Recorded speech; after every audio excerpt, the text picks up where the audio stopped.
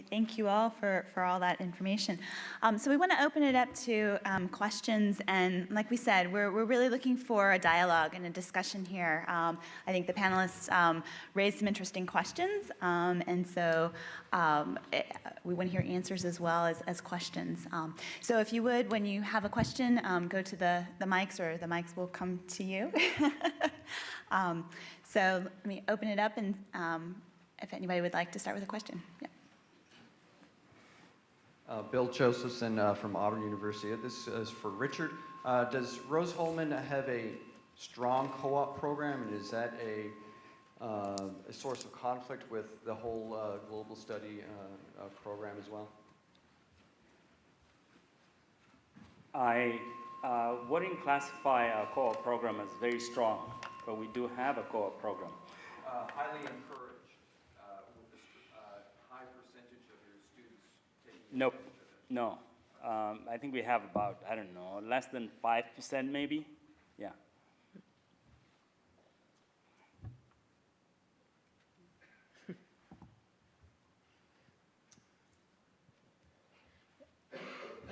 Yeah, this is Debbie Stein at Carnegie Mellon. So so what I found when I was in DC and I used to run fellowship programs and I was very involved with public policy is that we don't get enough engineers who apply for the public policy fellowships and internships that are available. So as an example, like I was at the White House before I went to Carnegie Mellon. The Office of Science Technology Policy has an internship program. It is like 90 days. It's unpaid, but you can work for OSTP, the Office of Science Technology Policy. There are similar things for the Council on Environmental Quality, for the Domestic Policy Council. And I would rarely see on my side engineers who would apply for those fellowships, who maybe even knew about them. So we'd primarily get scientists. And so I think the other thing is it's sort of similar for the AAAS fellowship programs. I've been on the selection committee a couple times for the congressional fellowships and for some of the societies. And again, we don't get that many engineers, but I totally agree with the concept that in terms of diversity for women and underrepresented groups and so forth, I think social interests are higher sometimes in terms of a way to kind of keep them in and sort of keep them interested. So I think it's some way to try to better advertise those programs, get the disciplinary societies to fund more of these. It's not that they fund zero, it's just it's very, very small. I mean, for the AAA's fellowship program, there's literally hundreds of people who are part of that fellowship program every single year. It's also true for, say, the ARPA-E, the Advanced Research Projects Agency. They also have fellowship programs, things like that. And I say at Carnegie Mellon, we're one of the few universities in the country that have an engineering public policy department. It's one of the oldest. It's about over 40, 45 years old. And we get lots of visitors from other countries who want to form their own departments. So I think there's something there to maybe think about other universities adding those elements to what it is that they're doing now, other engineering departments. Let me just, this is anecdotal rather than big data, but I've noticed a number of our engineering world health students going to public health school, which is a little bit closer. And I don't know what the data is nationally on engineers going to public health school as opposed to graduate school in engineering, but I've been impressed. I've noted that there's a few of them who have done that. Yeah.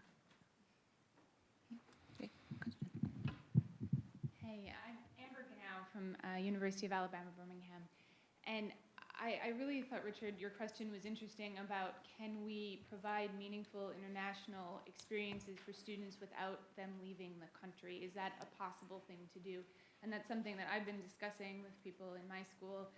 I went abroad as an undergrad. I take kids abroad on faculty-led programs. And clearly there is no substitute for actually being in a foreign country, particularly for an extended period of time.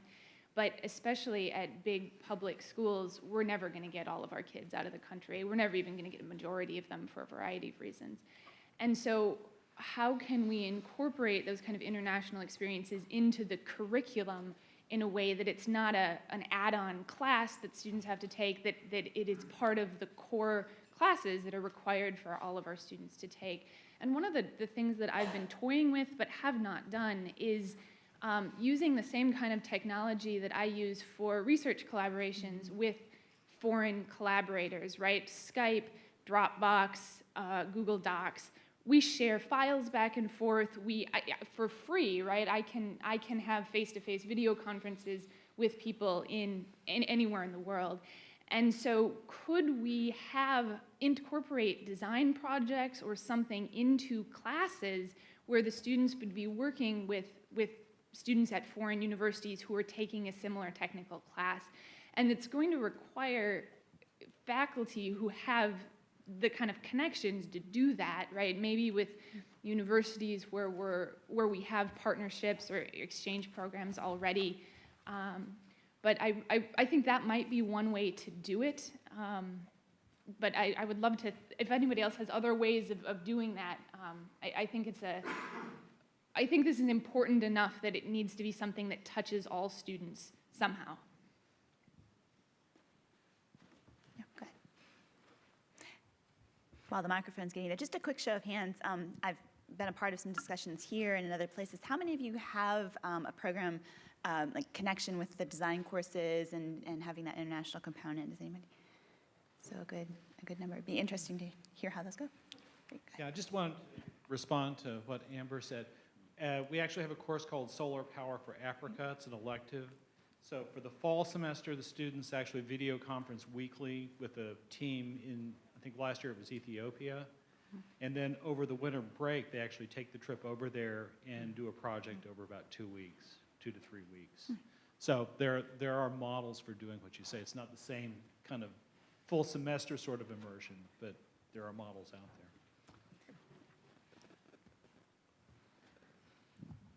Diane Sieber, University of Colorado.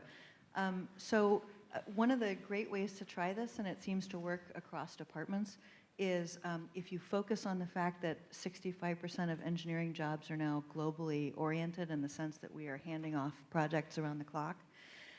If you set up a team of engineers anywhere else in the world and just a background information like the project is behind and you're lying, then having students on your campus try to figure out what's really going on with the project becomes an interesting cultural puzzle.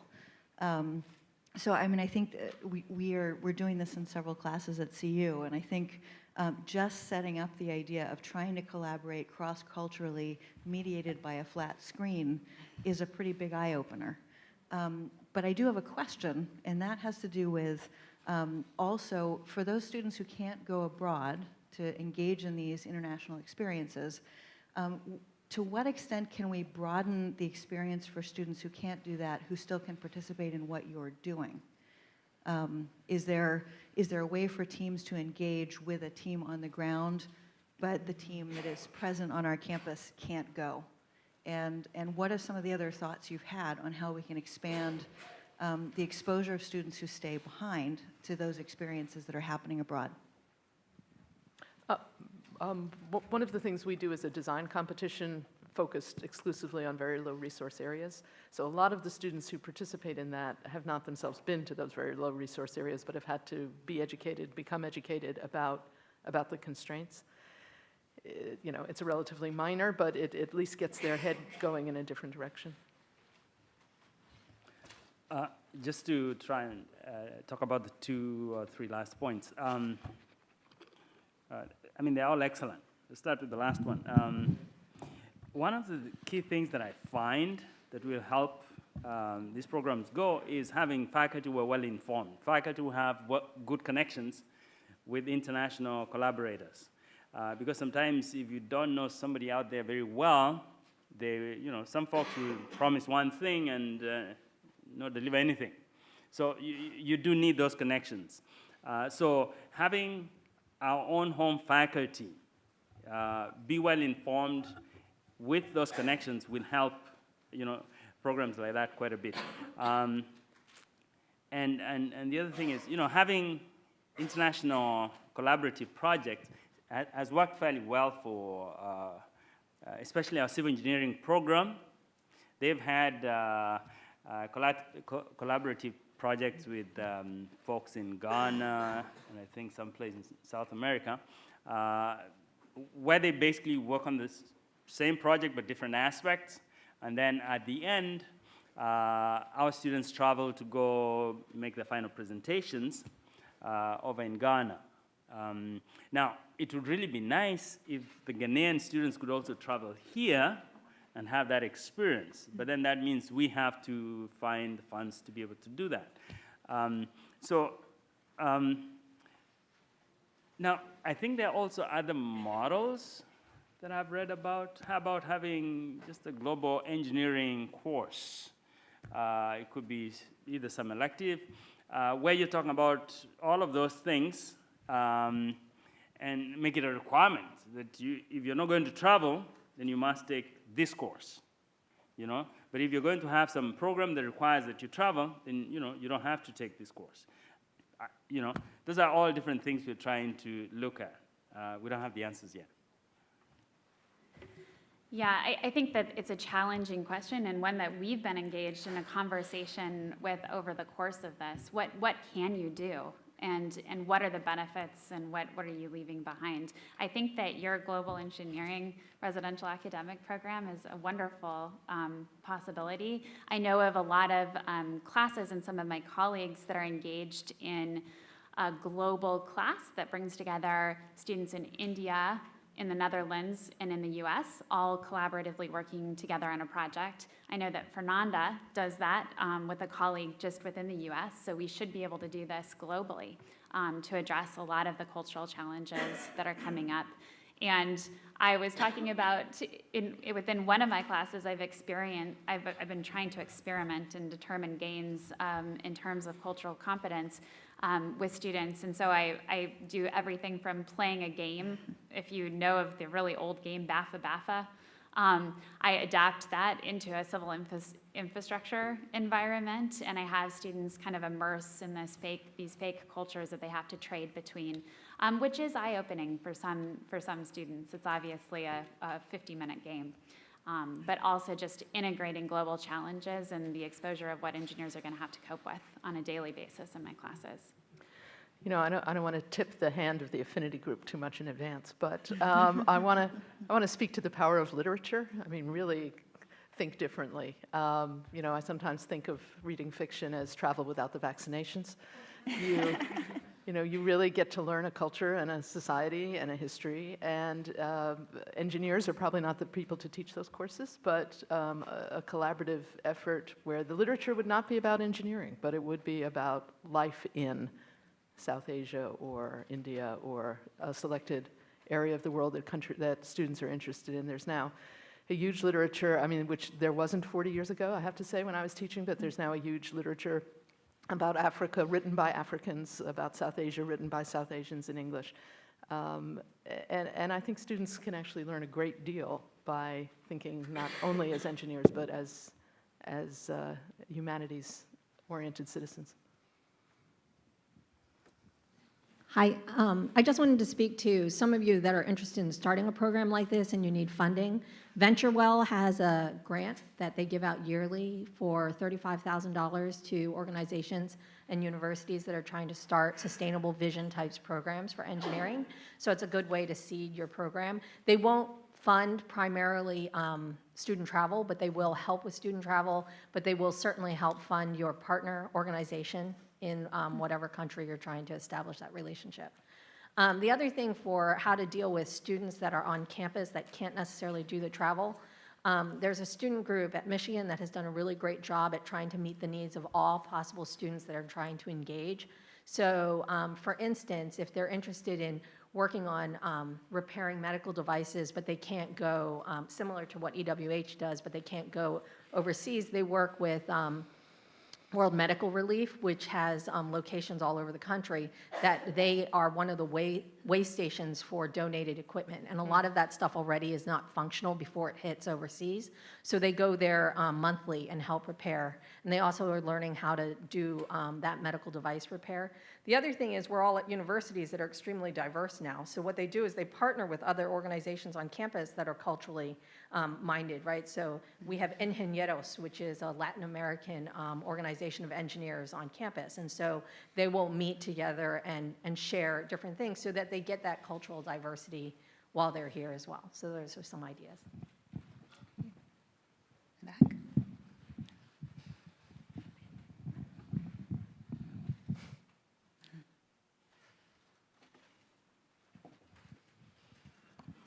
Hi, Carmen Ray, Purdue University. I think one thing that's kind of fallen away over the years is the requirement for a second language. And that's something that we can do pretty easily within our existing context at universities. And I think we should be encouraging kids right in the freshman year to take up a second language. You can learn a lot about a culture by spending 4 years learning its language. And also, research has shown, right, that we think differently when we think in a different language. And that's something we can do right now. Almost all our schools have humanities departments who are eager for students. So I think that's an easy one. I was interested, just from hearing from the audience, in how many departments or colleges are requiring an international experience similar to your university. Does anybody have that requirement? Required or strongly suggest? Well, how about required first, and then nobody else? Okay, strongly suggest? Okay, thanks.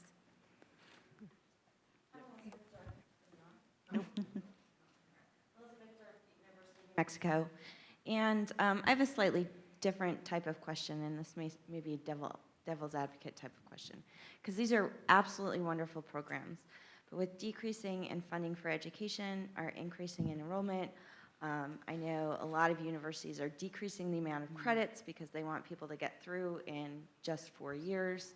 How do you see these fitting in just with the very packed schedule engineering students have, and with the greater push, particularly in public schools from the states, to get students in and out, which I don't agree with, but I have to deal with. Anybody can answer that. Anybody can answer that. Well, I mean, what was really interesting that came out of the Engineers Without Borders study was how many students really liked it being co-curricular and not part of their curriculum. That this was a group that they identified and had an affinity group with that was outside of their curriculum. So I believe that you can maintain it in that way. I do agree with you. We're challenged. We're trying to get a certificate in our program at the undergraduate level for engineering with developing communities, and it's challenging.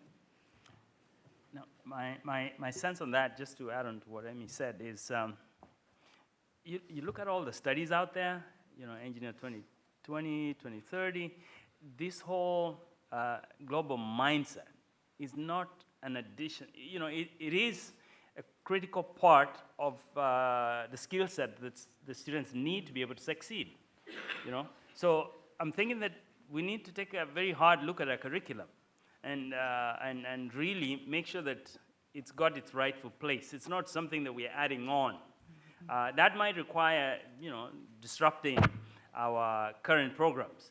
But I'm seeing that in the next 10, 20 years, something that significant is going to have to happen. Hi, David Isner from University of Pennsylvania. I think the last point you raised, which is really interesting, is what do these students do after they graduate? And I see at Penn we create lots of students who are really excited and engaged and want to do Engineers Without Borders, and then they graduate, and a lot of them sort of take engineering jobs that sort of aren't in that area and just kind of move away from it. And so it seems really important that after they graduate, that at the university we can sort of help identify for them places they can go where they can continue to work in this area. And I think University of Michigan, University of Colorado, you guys have really seemed to have created a sort of a critical mass of these students. And so I'm curious, who has come calling? Because I see our Wharton students, they go to McKinsey and they travel all over the world, and there's sort of a lot more options for students who are interested in international stuff. But for engineers, there's just, at least maybe because we don't have enough of them yet, they're not coming looking for them. And so I'm curious, once we create these students, who has come, to Colorado to hire your students? Yeah, so that's an excellent question, and this is a question that I grapple with, because a lot of times we're changing the conversation and we're recruiting students and suggesting that there's these amazing pathways, and then there's a lot of tensions that come up in careers, and these career options are limited and competitive, but my students often go to USAID, they go to the AAAS fellowships that you had mentioned, World Bank. A lot of them are partnering with small international non-governmental organizations. A lot of them still go into engineering design, and as their coping strategy to continue to do this type of work, they are EWB, for instance, also has professional engineers that are engaged and continue to either mentor or create their own projects. But it is an area that I'm really concerned with, and that we're trying to find additional careers that these students can participate in. Just to add on to that, one of the companies that has been visiting our campus is DECA, Dean Kamen's company, where they're working on, water filtration systems, all this kind of sustainable, environmentally friendly technologies. But I agree, we need more. Yeah.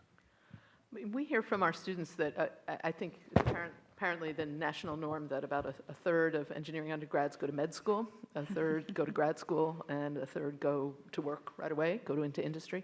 And certainly for the first two, we routinely hear from our students that an important part of their application to grad school or med school and to the interview process when they have it is a discussion of what they did in engineering world health. That the fact of having lived in a developing country, the fact of having been independent, worked on their own, shown this kind of initiative is a real plus for that first step after college. And I'll just add on to that, organizations usually are really in competition for students that have traveled with EWB because they realize all those professional skills that they've developed. However, they've come to me and others to say, how do we keep them because they leave? So that's another challenge. Because they want to go. Because, yeah, they want to go and do something else. They want to do the development work, or they go into public policy, or wanting to do something completely different. Interesting. So, quick question. Have you tried, my name is Connor Rokachevsky from Arizona State University. So have you tried to engage any large companies? Let's say GE is a good example. They sell appliances globally. They produce medical equipment. Have you tried to engage them and sort of sell this type of global health issues or things along these lines? So maybe they would create a small subdivision or try to recruit students because they might have a need. In a way, Walmart sells organic stuff now, right? So in a way, you might also have you tried any large industrial partners, basically, from this perspective? Because the things you mentioned are non-traditional careers for engineers, but there are huge companies that are international that do work in those countries already, and they might be really looking for global engineers, so to say. So just yeah, I mean, it's an excellent point. I'm a civil engineer in construction, so a lot of companies that are large global companies are really excited to provide international opportunities to our students, particularly in civil and construction. But I think it's an area we can continue to pursue.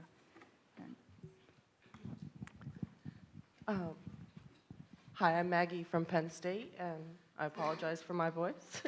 But I wanted to, in this conversation about jobs, my colleague Kanjan Mehta just published a book called Solving Problems That Matter, and he runs the humanitarian engineering program at Penn State. But it's a bunch of examples of careers, of ways to get careers in these types of areas, contacts, salaries even, because usually they're lower paid. And if you buy the book, you get a free Kindle version. So I was just downloading it. I bought it for my students as a reference for advising, but and just to support my colleague. But I haven't had an opportunity to look at everything, but it is an interesting resource that you could use for students.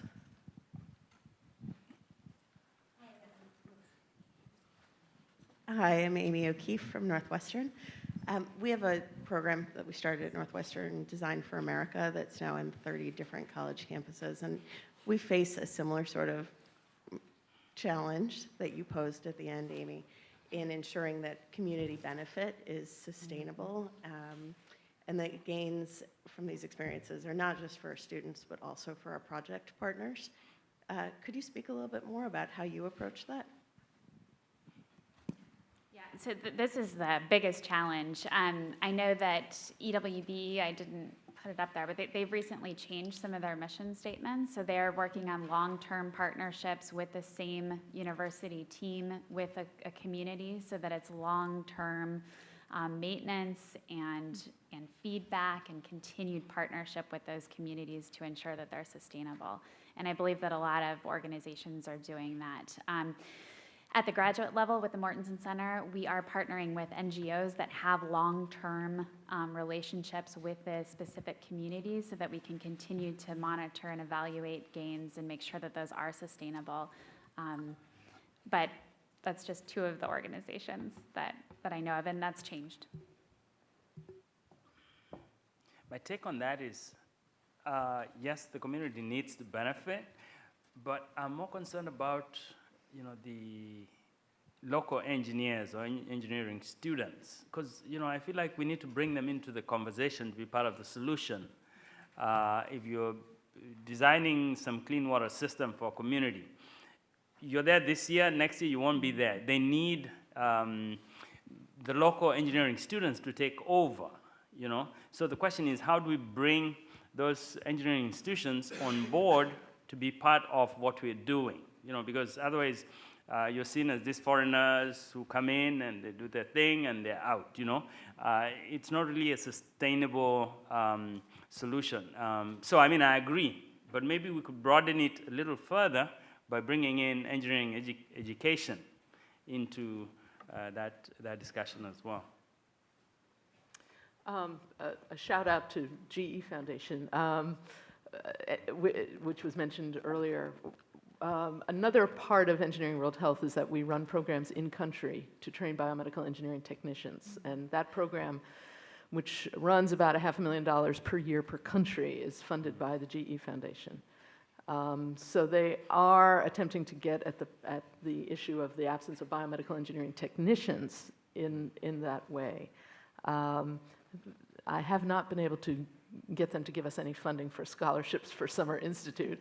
I have used that exact argument convincingly with BD, which funds some of our scholarships, and with the old Covidian, have not yet broken through to the new Medtronic, which owns the old Covidian, but that is the argument we make. And BD did a very interesting thing this year, which is they not only gave us scholarship money, but particularly requested that the students that they were funding be brought to their facility for a day, which they were. And so they actually met the students, sat down with them, talked for the day, had them see, and they were clearly using it as a recruiting tool, which is great.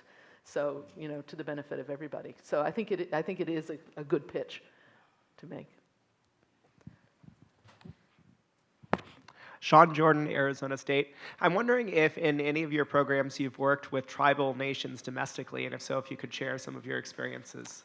We have not. My colleague has, but I can't share those experiences, but I'd be happy to get with him and give that to you. No, we haven't. But, thinking of that, maybe that could be part of this local international experience solution. Indeed. Maybe. It's a really good question. Yeah, I like that.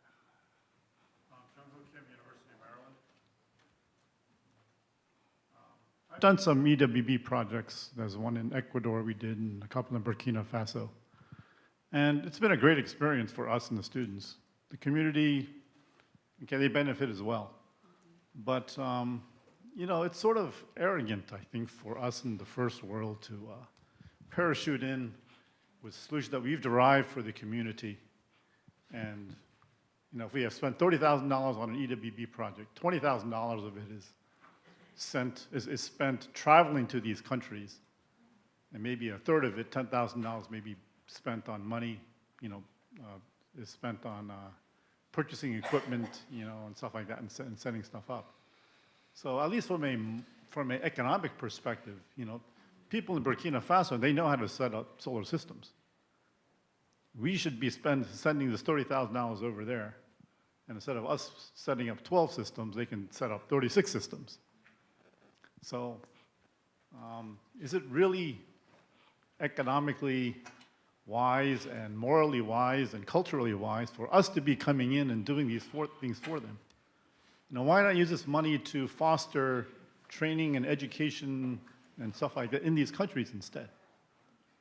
I think it's something that we should probably think about. I think we all have good intentions, but I think we're the primary beneficiaries and not necessarily the communities. And I mean, that's correct. The thing is, what is our goal? Our goal is to give our students international global experience, right? So we got to, that's our primary. Yes, the secondary reason is that, there are all these moral obligations that we need to help and so on. But I wouldn't like for us to lose sight of the fact that, my primary responsibility is for my students. And if it's my students, then I'm going to spend the money making sure that they get that experience. Now, if on the other hand, my primary motivation was to help that community, then Right. yes, I agree with your reasoning. But because my primary reasoning is to help my students, I'm going to spend the money, I think. Well, can we do this in a wiser manner? I don't know. Maybe instead of us coming in and spending money, maybe we should take this, let's say we have $30,000, right? We spend Okay. $20,000 to go over there and do it. Maybe if you have $10,000 that you want to spend in the community or in the country, maybe we should have like a competition. Let's say we're doing some solar power lighting in a school. Instead of us coming in and buying systems for them, we come in and say, we want to have a $5,000 prize, for a community group who comes and solves their own solutions. Comes and solves their own problems, comes up with their own solutions. 'Cause that may be a lot more effective, and it may generate a lot more excitement instead of us coming in and say, here's a gift for you. And of course, you have to have some buy-in, of course, but. I don't think you should confuse small nonprofits with the World Bank or with the Ford Foundation. And, The World Bank thanks does for the that, laugh, right? but I'm actually being serious. I think our mission is different, and I think if it's done in a way that is collaborative and respectful, you're not, the programs we run, I really don't think end at the 9th week. But part of what we're doing is creating a global awareness of people who will be significant leaders and decision makers going forward. Right. So I think your thinking of how that $30,000 gets spent is too limited to the instant of it being spent. In your case, I think you're training people, you're fixing equipment, and you're also hopefully training people locally to do that. Take Correct. over while they're, Both. after Both they're are gone. true. So that may be better. Yeah, I mean, in the long run, sustainability obviously requires not only training people, but there's also a political component that is so far beyond anyone in this room. As an example, I was discussing with someone earlier today a program in Nepal that's being run by an American nonprofit where they're training biomedical engineering technicians with the goal of improving healthcare for the rural poor in Nepal. They train terrific biomedical engineering technicians. None of them are employed when they're done in helping the rural poor because the government of Nepal does not hire BMETs, biomedical engineering technicians, in government hospitals because they don't have the means. Okay, so this is something that requires the intervention of the International Monetary Fund, the World Bank, USAID, and is not going to be solved by the people at this table. So, I mean, knowing, where we can fit in and where we can help and what's realistic is part of the game. Now, having said that, I'd like to say that there's absolutely nothing wrong with working with local engineering schools. I mean, we did that with Egerton University in Kenya as part of their outreach programs, still keeping in mind that my primary objective is my students. So there's absolutely nothing wrong broadening, the spectrum of how you spend that money, okay? The one thing that I found critical is that you must have reliable connections, local partners that you got to know, and so without that, then it becomes a big problem. And you have to have time with working with collaboratively the community, and so you're not going to be able to do a solution on your first year. It takes time. Yeah. Yeah. So I'm Fernanda Leite from the University of Texas at Austin, and I thought I'd share a local experience. Amy mentioned that I'm trying to emulate the idea of working in global projects at the local setting with a collaborator in the U.S. So I teach I'm in construction engineering, and a lot of our projects now are global. So with the idea of emulating working in global teams, I partnered with a colleague at the University of Southern California, and we taught a collaborative class together. They were actually two different classes, so the only overlap between the two classes was a project in which half of the teams were split into half USC and half UT team members within the same team.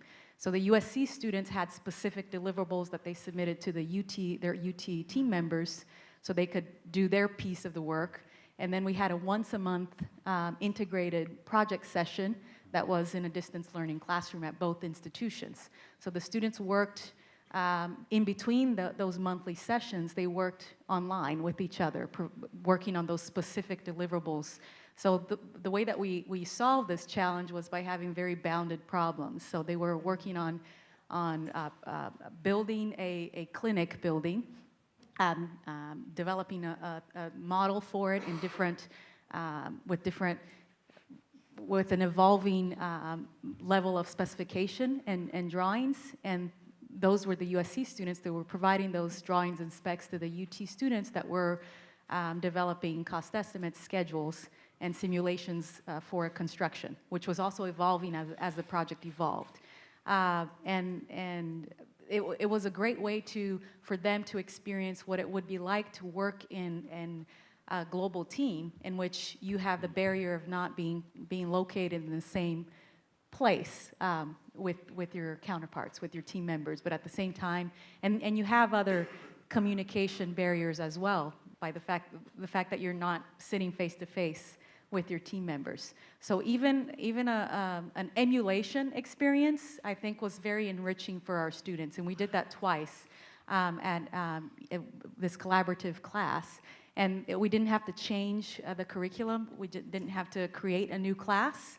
They weren't even the same classes. They were different classes with this one overlap, which was the class project. And it worked very well, and the students really gained a lot from this experience. So it's a fairly low overhead and trying to emulate the same experience in a smaller setting. I also just really quickly wanted to go back to that.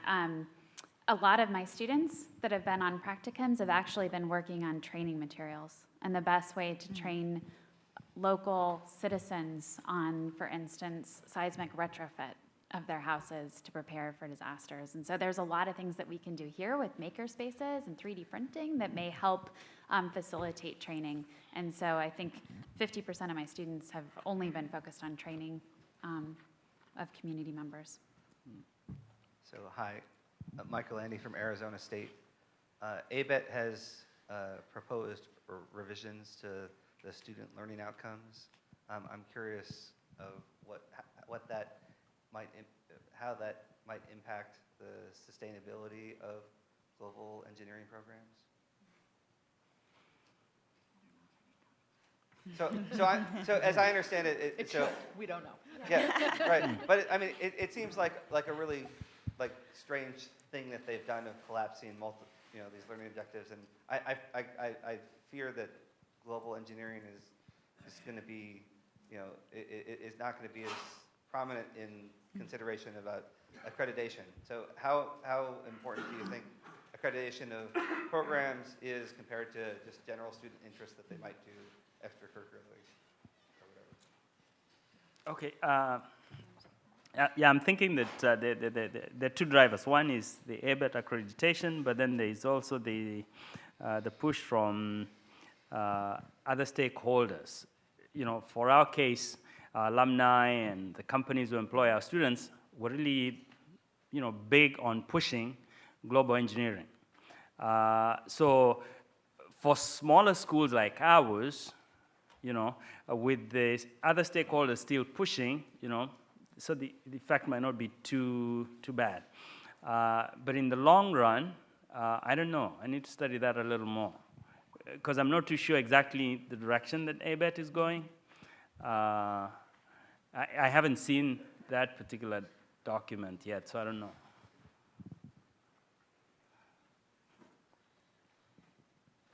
So the way that ABET is now, they have 11 different student outcomes, and one of them is about understanding engineering in a global societal context.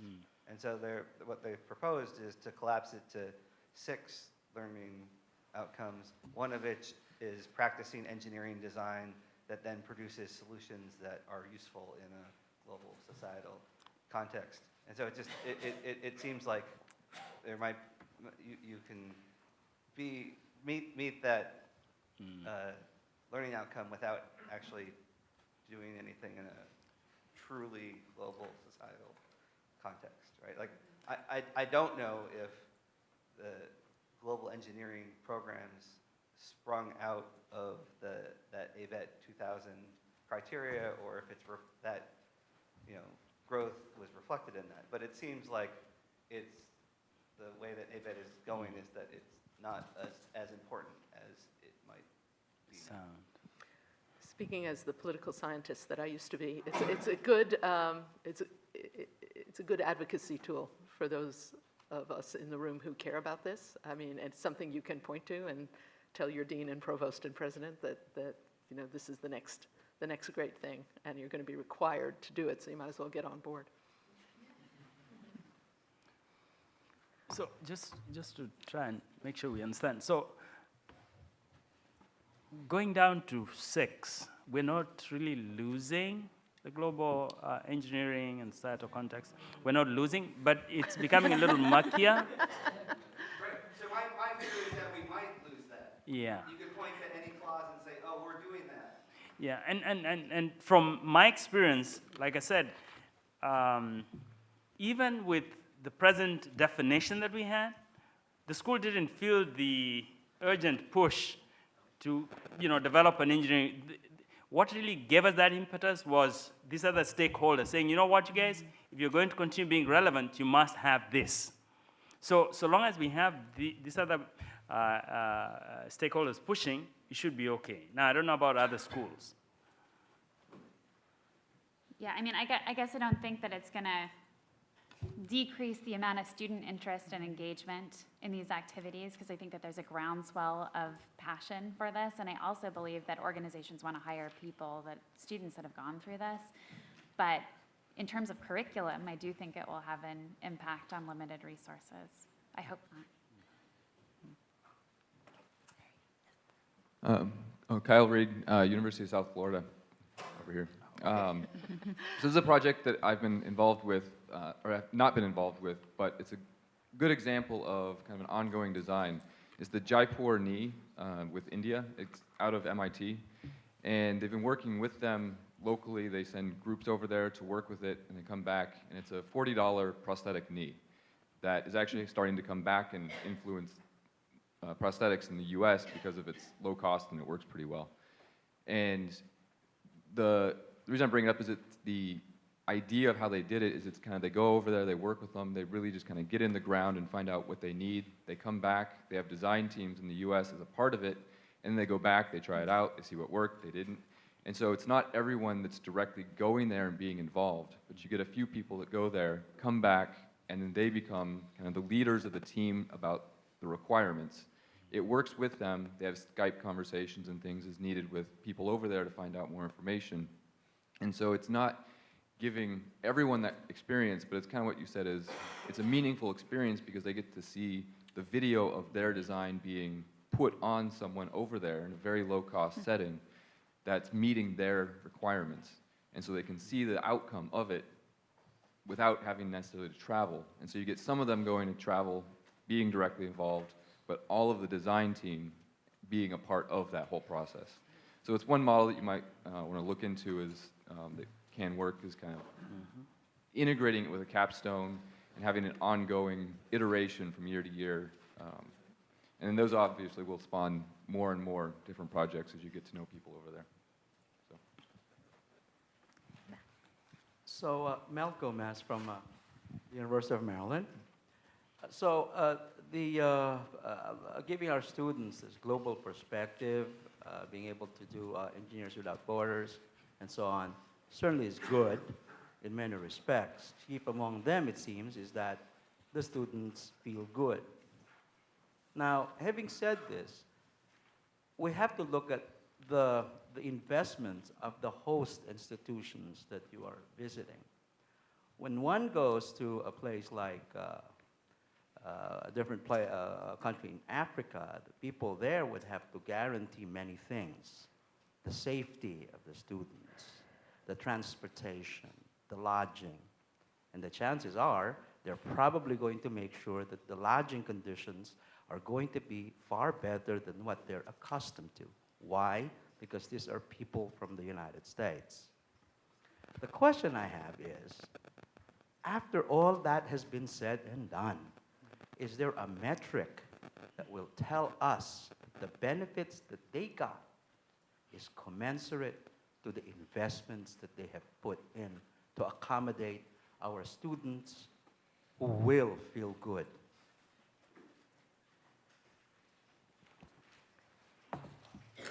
That's an excellent question. Now, some of the teams that I've led, we basically have had to pay for all of our expenses, including staying in some of their better dorms, if you please. Just because of that, being that we were focused on what our students were going to benefit. Now, for long-term relationships, that question becomes very critical, because it's got to be a win-win. Otherwise, it's not going to be sustainable. And that being a poorer, community, you do want to make sure that you're not taking undue advantage, using their resources for no benefit. So, I mean, it's an important question. Yeah, I agree that that's a really important item that continues to come up. I think that one of the ways that we can measure that is by our continued relations with that community and determining if they continue to use and, in my case, maintain infrastructure. And if they've had a challenge, have we trained them and equipped them with the knowledge that they need to solve it themselves? Then I feel like that would be a great benefit for the community working in collaboration with our students. Or could it be that the next batch might be there to evaluate the effects of what happened with, it's a review process. Oh, yes. This thing is working in that particular community. Yeah, we require monitoring and evaluation plans and assessment plans for all of the projects that I'm involved with. Yeah. Maybe one last question. Well, this isn't a question. I'm just adding a resource, so I don't count. I'm just quickly adding the resource for a class that I TA'd with, and I'm a big fan of at MIT. We have a program called DLab. D stands for Development Through Dialogue, Design, and Dissemination, and the website is d-lab.mit.edu. And we do a lot of classes, work with a lot of USAID and a lot of World Health Organization type funding, and we travel over the entire IAP or January break, and we do research programs over the summer and travel over the summer and throughout the semester. And it's just an interesting model for a lot of the kind of big questions that we have right now in this conversation, and it might help answer some of that. So if you need any context there, or if you can't find that on the website, feel free to email me. Is this working? Yeah. So one very quick comment on the ABET question, and it's fairly urgent. If you go right now to the ABET site to criteria, if there is a comment survey right now for changes to criteria 3 and 5, I strongly recommend that if you care about this issue, you comment today, so that they don't lose the fact. And in fact, if we can freak them out by having 50 people comment on the importance of global engineering to the criteria, it could in fact have impact right now. But they are planning to close that site in 2 weeks. So it's important to comment now.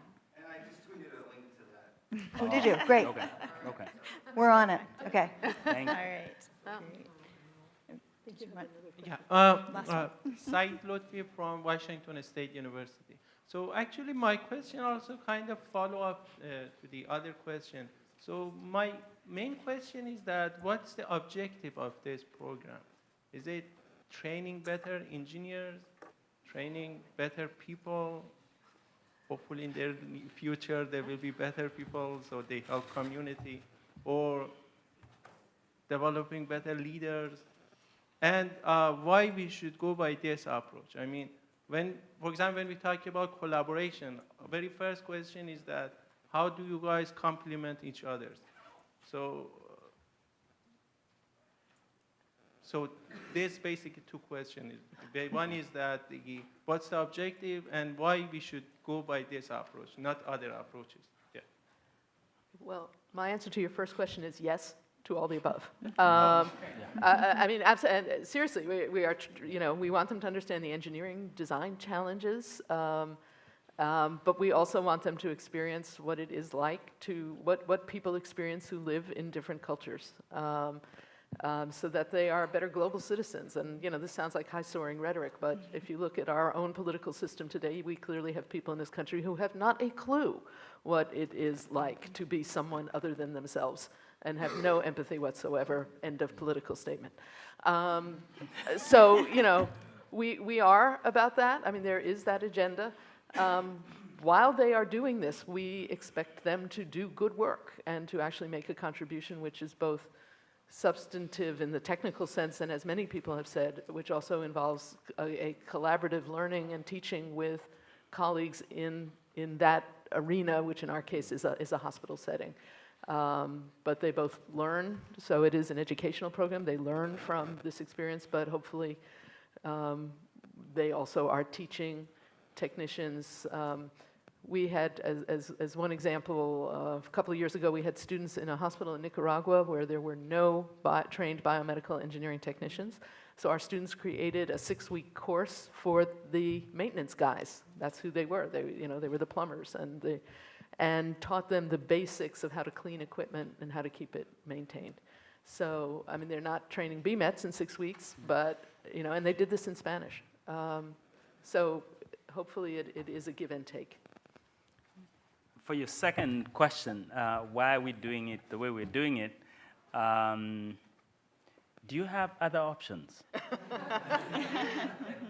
I mean, the thing is... For example, if, of course, my engineering mind is traditional thing. For example, if I have 20K budget, so usually traditional thing is that, okay, I will buy the best simulator and train the students to design the, for example, controller, which is the robust against something. So, and after that, I will be happy. Okay, I have taught a student to design better whatever the system it is. But right now, we're saying, no, I have this budget, and I'm trying to apply that for this approach. So I'm saying, well, why we are using that one? And not other approaches, which doesn't need that much budget. One of the things I was trying to do is, give the breadth of methods that we're trying to use to address this. Now, is that exhaustive? Maybe not. It's clearly something that maybe we could grow. In fact, that was one of my questions to you guys. Are there other ways we could provide our students with meaningful international experience? So we are open to looking at other models that work. I think it's an emerging and growing field as far as I'm concerned. Yeah, actually, basically, that goes back to the objective. And if you just say, no, I'm not only focused on the training better engineers, also I want to add more component. And that's, I understand that much better. So I say, yeah. So if you don't want just become training better engineers, if you want to add more component, become better leader, better person in future life. So of course, I cannot teach them by just having better simulators. So I have to have different approaches. Right. I mean, I believe that we're training engineers to address the challenges of society, and that requires interacting with society and developing a lot of professional skills so that we can create and address the challenges of society. So we are definitely going after employing your technical skills that you've gained through an engineering education while developing your professional skills in order to make that matter. And that's hard. It's hard, and it's really important. All right, I want to wrap up with 2 quick questions and a show of hands here. How many of you are from a developing nation, developing country? Right. And how many of you have traveled to a developing nation? Wow. He was asking the other way. How many have never traveled? Yeah. So I think part of that is like those of you who have never traveled to a developing nation, you should. Give it a chance to. It's probably safe. And so just I just want to be able to answer this question too, because I think, look, EWB, which was started in 2002 out of Colorado, as Amy mentioned, has now over, I think, 600 chapters worldwide, self-done by students, and of course, Leslie's organization is equally growing, self-selected by students who want to do this. And so the results in the studies show that our students want to do this, and it creates diversity. Most of the women students who come into engineering come in because of EWB and Leslie's organizations as well, and so we have this sort of draw to have engineering in a social context, but it has a global experience, right? It's not perfect. It can't address all students. It's expensive at times, but it's delivering some outcomes that we all care about. So that's the best part, and that's why we had this panel. So I think the panel has done a fantastic job. Lisa has done a fantastic job also as our panel chair, so please give them a round of applause.